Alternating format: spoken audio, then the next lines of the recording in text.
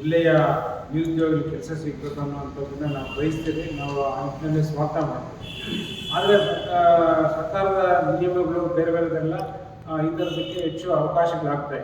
ಅದು ಇಲ್ಲಿರುವಂಥ ಪರ್ಮನೆಂಟ್ ವರ್ಕರ್ಸ್ನ ಕೆಲಸದ ಬಿಡಿಸ್ಬೇಕಂತ ಏಕೈಕ ಉದ್ದೇಶದಿಂದ ಅವರು ಲಾಭದಲ್ಲಿರುವಂಥ ಕಂಪ್ನಿಯನ್ನು ನಷ್ಟ ಅಂತ ತೋರಿಸಿ ಅದು ದಾಖಲೆಗಳನ್ನು ಸೃಷ್ಟಿ ಮಾಡಿರೋದು. ಸಾಕಷ್ಟು ದಾಖಲೆಗಳಿದೆ ನಮ್ಮ ಹತ್ರ, ಅವ್ರು ಲಾಭದಾಯಕ ಇದೆ ಅನ್ನೋದು. ಹಾಗಾಗಿ ಈ ಥರದ್ದೆಲ್ಲ ಮಾಡ್ತಾ ಇದ್ದಾರೆ.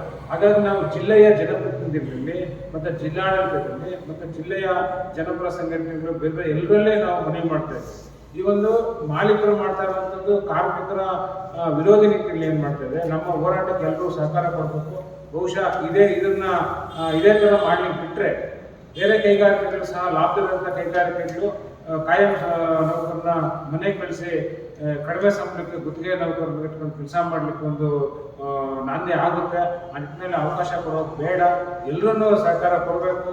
ಈ ಹೋರಾಟವನ್ನು ನಾವು ಮಾಲೂರಲ್ಲಿ ಒಂದು ಬೇರೆ ಬೇರೆ ಸಂಘಟನೆಗಳೆಲ್ಲ ಇಟ್ಕೊಂಡು, ಕಾರ್ಮಿಕ ಸಂಘಟನೆಗಳು, ರೈತ ಸಂಘಟನೆಗಳು, ಕನ್ನಡಪರ ಸಂಘಟನೆಗಳು ಎಲ್ಲರನ್ನೂ ಇಟ್ಕೊಂಡು ಒಂದು ಸಭೆ ಸೇರಿ ಒಂದು ಚರ್ಚೆ ಮಾಡ್ತೀವಿ.